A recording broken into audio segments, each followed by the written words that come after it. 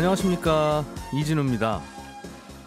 통계청이 매월 발표하는 경제지표 중에 소비자 물가지수라는 게 있습니다. 이것은 마치 소비자들이 느끼는 물가를 주식시장의 코스피 지수처럼 숫자로 표현한 건데요.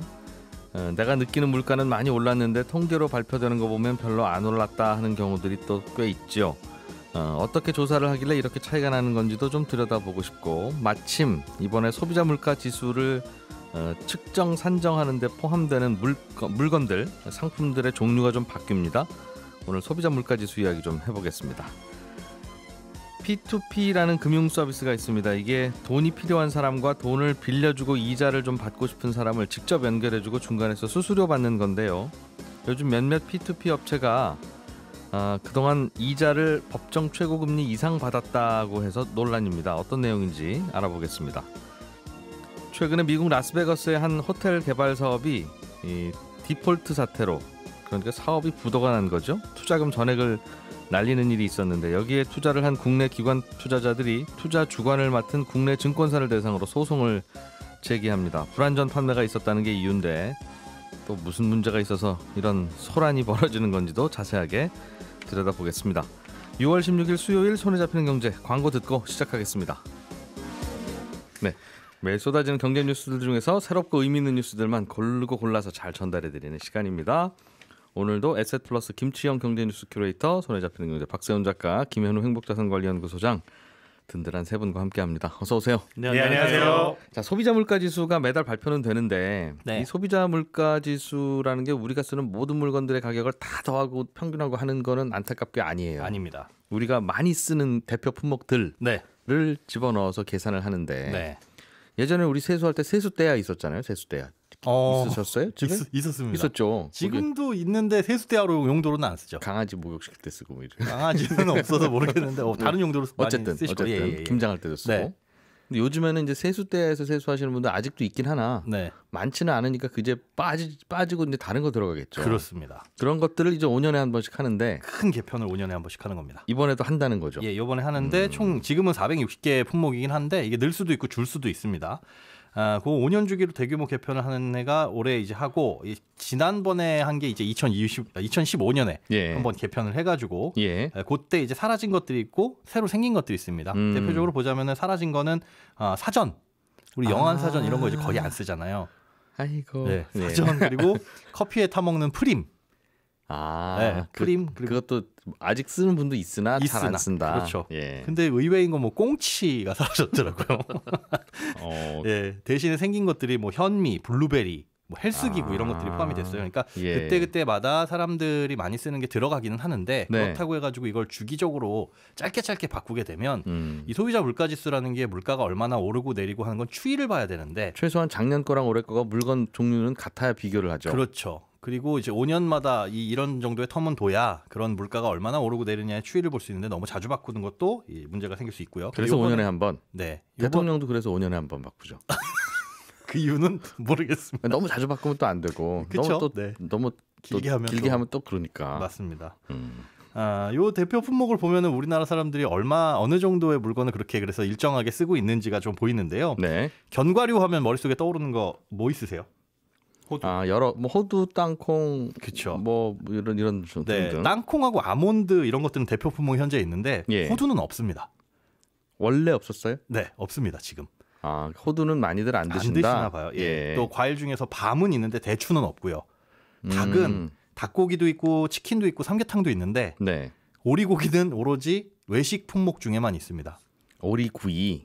그리고 오리구이로 먹든 뭐 오리찜으로 먹든 어쨌든 오리고기 외식 품목 중에 이렇게 있는. 그러니까 이런 대표 품목을 보면 이제 어느 정도 많이 쓰느냐, 자주 쓰느냐를 볼 수가 있는데, 월평균 일정 비율, 그러니까 0.01% 이상을 지출하고 계속적으로 가격 조사가 가능한 품목들을 이 대표 품목으로 넣어놓습니다. 0.01%면 굉장히 조금 써도 늦네요. 사실은 그렇죠. 웬만한 것들은 다 들어간다라고 볼 수가 있습니다. 그러니까 한 달 생활비가 100만 원이면 100원어치 이상 사는 건 다 넣는 거니까. 여기 안 들어가는 건 한 달 생활비 100만 원이라면 100원도 안 쓰신다. 그런 것들은 빠진다. 그렇습니다. 알겠어요. 그럼 이번에는 뭐 새로 들어가는 게 뭐가 있습니까? 이번에는 요번 마스크나 아니면 손소독제 이런 것들을 검토 중에 있다. 나오는 거는 뭐 연말 되면은 확인이 될 것 같습니다. 그렇군요. 이건 조사는 어떻게 합니까? 가격 같은 경우에는 대형 마트, 뭐 전통시장, 슈퍼마켓, 미용실 이런 데를 직접 2,500개의 표본 소매점을 정해놓고 매월 조사를 하고요. 예. 농축산물 그리고 석유류 같이 가격 변동이 심한 것들은 월 3번 조사를 해가지고 평균을 냅니다. 예. 그래서 여기 이 평균값을 구해가지고 가격을 설정을 하긴 하는데 이때 가격은 실제로 우리가 호주머니에서 빠져나가는 실제값을 기준으로 예. 해요. 그러니까 예. 부가세가 포함된 값이겠죠. 그런데 어린이집이나 뭐 유치원비 같이 이 나라에서 보조금이 나오는 것들 있잖아요. 예. 이런 것들은 보조금 부분을 빼고 실제 얼마 썼어요라고 하는 항목으로 산출을 합니다. 그래서 이제 복지 정책이 좀 달라져서 그런 보조금이 늘어나게 되면 예. 내가 어린이집 비용이 실제로 내는 게 줄어들거나 없어질 수 있잖아요. 그렇게 되면은 이런 것들은 지수가 현저하게 떨어져서 어떨 때 보면 소비자 물가 지수가 낮게 네. 산출되는 경우가 있는데 그런 것들이 이런 영향을 받을 수 있는 겁니다. 그렇군요. 이거 우리가 상식적으로 또 알아두면 어디 가서 아는 척할 수 있는 게 네, 소비자 물가의 가중치라는 게 있다는 거예요. 그렇습니다. 그러니까 우리는 쌀도 사 먹고 네, 통조림도 사 먹는데 쌀값은 10% 오르고 통조림값은 10% 내리면 예, 그럼 물가 안 올랐다라고 말하는 거냐 하면 이제 그건 아니라는 거죠. 네, 맞습니다. 학교 공부할 때 국영수가 중요한 것처럼. 난 참 체육은 만점인데 항상. 근데 이래 봐야 별로 큰 도움 안 되는 거잖아요. 그렇죠. 그것처럼 가중치가 있다는 거. 네. 가중치도 가장 높은 게 이제 전세하고 월세예요. 가끔 쓰지만 네. 2년마다 한 번씩 쓰지만 비중이 크다 보니까 전체적인 부분에서 가중치는 높게 들어가고 또 이런 가중치를 보면 의외인 것들이 있습니다. 쌀 같은 경우에 우린 매일 먹으니까 거의 네. 쌀이 가중치가 높다라고 생각이 되는데 쌀은 그렇게 구매하는 빈도가 높지는 않아요. 그리고 금액도 생각보다는 안 크다는 거죠. 그렇습니다. 그래서 쌀보다는 오히려 빵이 높고요. 네. 빵보다는 소고기가 높고 소고기보다는 돼지고기가 가중치가 높습니다. 그리고 오히려 돼지고기보다 높은 가중치를 받는 게 담배입니다. 오히려 담배를 더 쌀보다 자주 많이 소비를 한다. 금액으로도 예. 쌀이 한 4.3 여기 써오신 거 보니까 담배가 10.3이니까 네. 쌀에 소비하는 금액보다 담배에 소비하는 금액이 2배가 넘는다는 거죠. 네, 그렇게 보실 수가 있죠. 그렇군요. 항상 나오는 게 소비자 물가는 왜 요거밖에 안 오른다고 하는데 내가 느끼는 물가는 다르냐? 피부에 느끼는 물가는 비싸냐? 그렇죠. 그럼 내 피부가 잘못됐다는 거냐? 이거는 당연할 수밖에 없는 겁니다. 사실 가구의 유형에 따라서 지출 비중이 다르죠. 뭐 기저귀 값이 올랐다라고 하더라도 예. 우리 집에 아이가 없으면 그거는 체감적으로 느껴질 수 있는 부분이 전혀 아닌 거고요. 또 내가 주로 구매하는 곳의 가격이 하필이면 거기가 비싸지거나 내가 비싸게 사고 있거나 이러면은 또 달라질 수도 있는 거고 또 구조적으로도 차이가 발생할 수밖에 없는데 이건 이제 전체 가구와 전체 품목에 대한 물가 변동 지수를 보이잖아요. 예. 예를 들어서 전세라든가 월세에 대한 품목도 지수가 들어가 있는데 자가이신 분들은 이런 영향을 전혀 안 받지만 사실 이게 비중이 되게 큰 거고요. 또 세를 살고 있다고 하더라도 전세 또는 월세이지만 물가 지수를 보면 전월세가 다 포함된 부분이기 때문에 예. 실제로 느껴지는 건 많이 다를 수 있습니다. 그렇다. 결국 피부가 잘못된 거다. 잘못됐다기보다 좀 다른 거죠. 주식시장에서도 왜 주가지수 오르는데 내가 산 종목만 안 오를 때 있잖아요. 그런 느낌. 체감이 아주 다르거든요. 그래서 여러 이유가 있는데 제가 느끼기에도 사람들은 내가 자주 사는데 오른 것은 자꾸 신경 쓰이고 짜증이 나고 화가 나고 마음이 아프고 내린 것도 있는데 그거야 뭐 그냥 쓱 조용히 넘어가고 내렸네 뭐 이런 거. 원래 길 가다가도 나한테 친절하게 잘해주시는 분들이 100명이 지나가잖아요. 그죠? 근데 어느 한 명이 시비 걸면 우리 오늘 내 주변에 있는 분들은 왜 자꾸 나한테 이런 느낌하고도 비슷한 심리적인 요인도 있습니다. 자, 법정 최고금리 관련해서 네. P2P 업체하고 정부 사이에 논란이 좀 있는 것 같습니다. 네. P2P 업체는 설명해 드렸듯이 그 돈 빌리려는 분과 돈을 네. 빌려주려는 여윳돈이 있는 분을 직접 시스템에서 그냥 연결해서 네. 두 분이 알아서 하세요 하면서 중간에서 수수료만 받는 네. 그런 구조인데 네. 그러다 보니까 법정 최고금리보다 비싼 이자를 서로 주고받게 되는 케이스들도 있더라. 그렇습니다. 그 약간 좀 변한 게 뭐냐면요. 예. 2018년부터는 P2P 업체라는 게 새로 등장한 거다 보니까 여기 어떤 법을 적용해야 될지가 답이 안 나왔던 거예요. 그래서 어떻게 했냐면 P2P 업체 니네가 100% 지분을 가진 네. 대부 업체를 자회사로 만들어라. 그렇게 한 다음에 대부업의 영향을 받아라, 적용을 받아라라고 된 겁니다. 이게 원래 왜 돈 빌려주려는 사람들하고 돈 빌리는 사람들을 서로 연결시켜 주려고 하는데 네, 왜 대부업체가 중간에 왜 끼어? 네, 라는 처음에 의문이 생길 수 있으나 네, 돈 빌리려는 분들은 일단 있으면 빨리 빌리고 싶을 거 아니겠어요. 그렇죠. 그러니까 중간에 일단 대부업체가 빨리 빌려드리고 네, 그리고 여기서 이제 구멍 난 거를 이제 돈 빌려 주고 싶은 분들한테 이제 차곡차곡 시간을 두고 모아서 네. 채워넣고 네. 이제 서로 거래 끝 이제 이렇게 하는 걸로. 그렇습니다. 그럼 여기서 예. 무슨 문제가 생기냐면 문제 하나 드릴게요. 지금 법정 최고금리가 24%잖아요. 네. 만약에 제가 돈을 빌리면서 A라는 P2P 업체에게는 수수료를 한 2%를 냈어요. 네. 그리고 그 자회사인 대부업체인 B에게는 이자를 23%로 냈습니다. 네. 이러면 A라는 P2P 업체는 법정 최고금리인 24%보다 많이 받은 걸까요? 적게 받은 걸까요? 법정 최고금리는 24인데 24입니다. 연결한 대부업체는 23을 받았고 네. 그러나 수수료는 수수료가 2%예요. 2% 있고. 중간에 수수료가 2%가 있다. 그렇습니다. 결국은 합산하면 넘는 거고 아니면 안 넘는 거죠. 이걸 두고 P2P 업체하고 정부하고 야. 해석이 다릅니다. 이거는 안 넘는다고 볼 수도 있을 것 같은데요. 그렇죠. 내가 저축은행에 돈 빌리러 가는데 가는 길에 택시 타고 갔다. 네. 뭐 그런 비용을 근데 이자로 그 택시가 저축은행에서 운영하는 택시다. 또 그렇죠. 그것만 타야 된다. 오직 그것만 타야 된다. 이상한데요. 그 논리예요. 그러니까 P2P 업체는 네. 아니 우리는 그냥 단순히 플랫폼 수수료만 받은 거예요. 예. 2% 받은 겁니다. 대부업체가 받은 이자는 대부업체가 받은 거예요. 그러니까 수수료 빼고 23%죠. 그럼 법정 최고금리보다 더 낮게 받은 겁니다. 저희는 이런 주장인 거고. 그렇게 따지면 설렁탕이 3,000원, 숟가락 사용료가 4,000원 그러면 설렁탕이 7,000원. 그렇죠. 방금 얘기한 게 정부의 입장이에요. 정부 입장은 아니 플랫폼하고 대부업체는 법인은 다르지만 어차피 예. 너희는 한 몸 아니냐. 그러니까 플랫폼에서 받은 수수료도 이자에 포함되는 걸로 봐야 된다. 그러므로 법정 최고금리 위반이다라는 겁니다.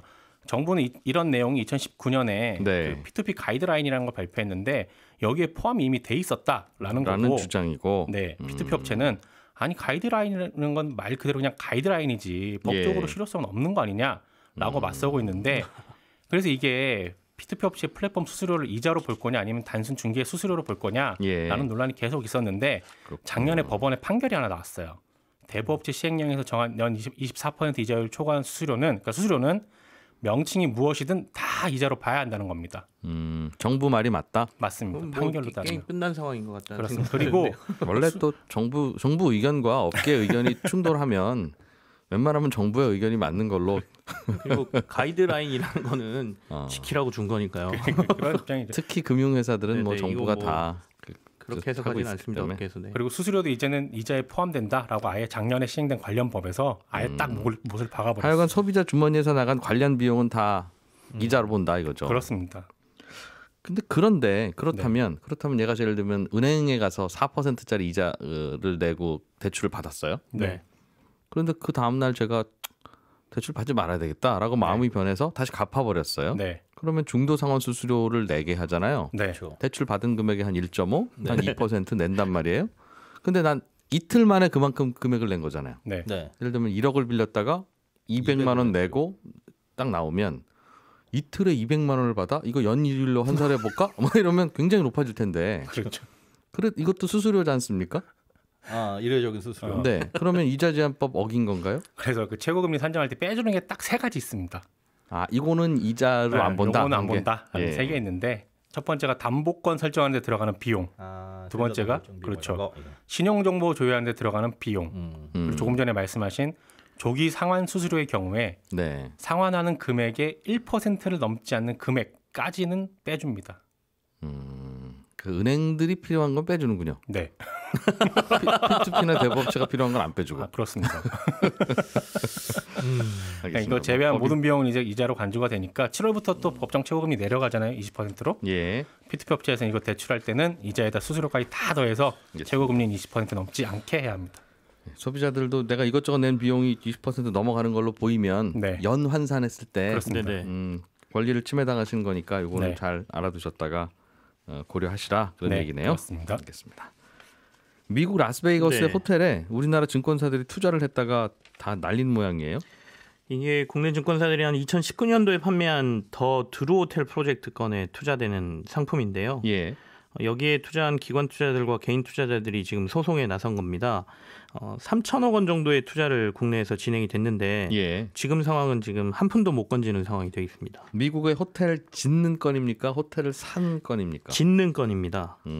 이게 프로젝트는 더 두루라는 호텔 개발 사업이고요. 전체 예. 개발 규모가 총 3조 원 정도로 추산이 되는 사업이고 예. 라스베가스 중심가에 68층짜리 건물을 짓고 와. 3,780실의 호텔하고 카지노, 컨벤션 시설, 극장을 마련하는 대규모 프로젝트거든요.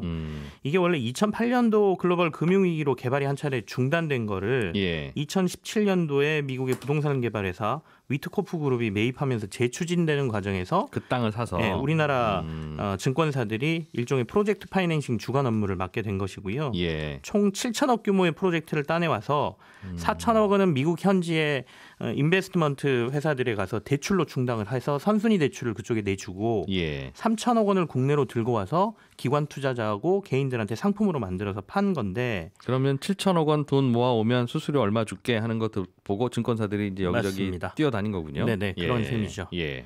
근데 이제 이게 무슨 문제가 생겼냐면 그 선순위, 뭐 중순위, 후순위로 구별되는 거는 사실 이 프로젝트에 문제가 생겼을 때 누가 먼저 그 돈을 찾아가느냐의 순서잖아요. 그러니까 예. 선순위라는 게 제일 먼저 문제가 생기면 그 담보에서 자기 돈을 먼저 찾아가고 예. 남은 거 중순위가 찾아가고 그다음에 후순위가 찾아가는 순서인데 예. 여기에 DIL이라는 조항이 들어 있었다는 거예요. 계약할 때. 그래서 부동산 소유권 양도 조항이라고 하는데 예. 개발사가 빚을 못 갚게 되면 소유권이 선순위 채권자에게 전부 넘어가게 되고요. 예. 이 자산 소유권을 넘기는 대신 채무자는 상환 의무를 없애는 조항이 이 안에 들어 있었다는 겁니다. 무슨 말입니까 이게? 그래서 결국에는 무슨 얘기냐? 이 지금 호텔 사업이 엎어졌어요. 코로나 때문에. 예. 그러면 이제 개발사는 돈 빌렸으니까 프로젝트 파이낸싱한 주관사들한테 돈을 갚아야 되지 않습니까? 예. 돈 갚을 여력이 안 되니까 이 DIL 조항을 이용해서 선순위 채권자에게 나 이 사업 너한테 다 넘길게 라고 하고 자기가 돈 갚아야 될 의무를 없애버린 겁니다. 네. 그렇게 되면 선순위 채권자들은 이 사업을 가져왔으니까 이걸 매각해서 돈을 회수할 수가 있는데 중순위, 후순위는 그런 권리가 없기 때문에 네. 아예 제로가 돼버리는 상황이 된 거죠. 그럼 중순위, 후순위 돈은 누가 갚는 거예요, 그러면? 갚을 의무가 사라진 거예요. 그러니까 이 조항은 DIL은 사실상 부동산 프로젝트에서 잘 들어가지 않는 독소 조항이다라고 예. 얘기를 하면서 이제 중순위 투자했던 기관 투자자들이 이 조항을 왜 우리한테 알리지 않았느냐라고 해서 지금 소송이 들어가게 된 상황이죠. 계약서에 도장 안 찍었어요? 계약서에는 들어가 있는데 그 계약서를 공개하지 않았다라고 이 투자한 기관 투자자들은 지금 주관사들에게 주장을 하고 있고요. 계약서를 안 보고 도장 찍었다는 뜻이네요, 그럼? 사실은 그러니까 그 기관 투자자들도 문제가 있었던 거죠. 뭐예요? 그러니까 이게 어. 여러 가지인데 업계에서 이제 이렇게 큰 프로젝트를 따오게 되면 예. 왜 이 선순위를 받은 게 JP 모건이거든요. JP 모건이나 이런 큰 투자자들을 끌어들입니다. 네. 그렇게 끌어들여야 국내에 와서 야, 이거 JP 모건이 그렇죠. 투자한 거야. JP 모건이 몰라? 투자한 거야. 그러면 이거 좋은 건가 보네. 그리고 이제 투자가 많이 들어가게 되거든요. 그러기 예. 위해서 좀 무리하게 DIL 조항을 놓고 이 JP 모건이나 이런 외국계 투자를 끌어들인 거 아니냐라는 의구심이 조금 있고요. 그리고 JP 모건은 분명히 이러다가 또 중단되면 내 돈은 어떻게 찾아? 그러면 그렇죠. 이 땅을 JP 모건 드리겠습니다. 그렇게 한 거죠. 그럼 그렇게 괜찮네 함으로써 하고 사인했을 거고. 대출 조건을 더 좋게 받았겠죠. 예. 그렇게 되면 국내에 와서 국내 상품의 이자율을 높일 수가 있습니다. 이 얘기는 투자자들의 금리를 높여줄 수 있다는 얘기니까 투자자들 입장에서는 다른 상품에 비해서 더 좋게 보였을 가능성이 있죠. 그러니까 이런 것들이 복합되면서 사실상 코로나19라는 뭐 예상치 못한 사태가 터져서 이 딜이 무너졌지만 결국에는 그 뒤에 독소 조항이랑 위험성이 굉장히 상존했던 투자였다라고 볼 수 있습니다. 야. 간단하게 설명을 쉽게 해주셔서 우리가 이렇게 쉽게 이해한 건지는 모르겠습니다만 간단하게 보면 미국의 라스베가스에 땅 있는 사람이 네. 여기에 투자 좀 하면 그 돈으로 이 호텔 올려서 우리 이익이 나고 그러면 나눠드리겠습니다 한 거에 혹시 문제가 되면 어떡합니까? 라고 하는 조항을 안 살펴보고 도장 찍은 분들이 뒤늦게 항의하는 모양인데 그렇습니다. 물론 설명도 해드렸어야죠 중간에. 네.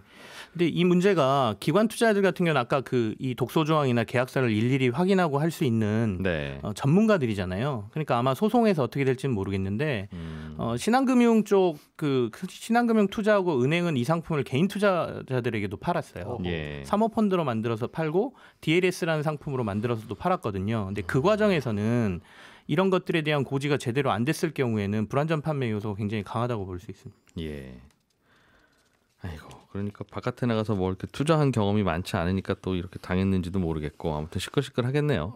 예. 그리고 한 가지 조금 아쉬운 거는 이 딜이 문제가 됐을 때 예. 선순위 투자를 받았던 JP 모건이 이거 너네가 사가라라고 우리 중순위 증권사들한테 예. 우리 이거 개발 안 할 거니까 아예 너네가 사가라고 제안을 했었거든요. 네. 근데 증권사가 쪼개져 있다 보고 또 추가 자금을 넣어야 되니까 국내 증권사들이 이걸 못 가져왔죠. 네. 그래서 아예 딜이 끝나버렸고요. 이 딜 자체는 미국의 석유 부호한테 아주 싼 값에 넘어가서 이미 75%까지 개발된 이 호텔이 예. 결국엔 몇 년 후에 만약에 문을 연다라고 하면 그 수익은 이제 그 싸게 사간 미국의 부호가 다 가져가는 거죠. 일단 그럼 우리가 포함된 이 프로젝트 첫 사업은 한번 엎어진 거고. 예, 돈 그냥 날린 거고요. 야, 상식적으로 알겠습니다. 그런 일이 벌어졌군요. 네. 더 화내면 방송 못해요 오늘. 시간이 짧게 남았는데 짧게 한번 보죠. 코로나19로 재택근무했던 미국의 금융회사들, 빅테크 회사들이 네네. 직원들 좀 출근 좀 해라 네. 라는 게 이제 사장님들 입장이고, 직원들은 왜 재택근무 좋은데요? 왜 그러세요, 사장님? 하는 게 서로 이제 의견 충돌이 있다는 소식이네요. 오늘 뭐 일간지들에서 사무실 복귀 명령이 내려졌다 이렇게들 보도를 했는데요. 그간은 이제 전부 다 재택근무하고 이른바 언택트 문화가 좀 확산될 거라는 얘기들이 많았는데 네. 결국에는 이제 백신 접종률이 높아지고 조금 코로나가 개선된 상황이 되니까 IT 회사들을 비롯해서 금융회사들이 모두 직원들에게 출근하라는 얘기들을 지금 계속 하고 있습니다. 그럼요. 사장님은 직원 얼굴 보고 싶죠. 그래서 예. 9월부터는 아마 정상 출근 뭐 50%, 90% 이렇게 넘어가면서 정상 출근이 될 것이다. 예. 그렇다면 우리가 미래 장밋빛으로 봤던 뭐 화상회의 뭐 시스템이라든지 뭐 아니면 재택근무라든지 이런 것들이 그럼 그렇게 커질 것이냐 뭐 이런 얘기들도 같이 나오고 있는 상황입니다. 사장님 마음은 한미가 공통이다. 미국 4월 퇴사율이 근래 20년간 가장 높았다고 근데 반면에 네. 자, 경제뉴스 정리 오늘은 여기까지 하겠습니다. 김현우 소장, 박세훈 작가, 김치훈 큐레이터 고생 많으셨고요. 11시 5분에 돌아오는 손경제 플러스에서는 정부와 서울시가 재건축 조합원 양도와 관련한 규정을 바꿨는데 어떤 영향이 있을지 알아봅니다. 고맙습니다.